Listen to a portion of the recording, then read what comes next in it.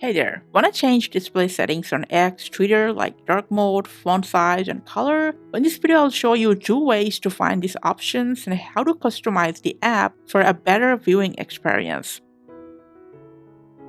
So first, from your mobile, launch the app and go to the X menu, scroll down for settings and privacy, then scroll down for accessibility, display and languages, and then simply enter display.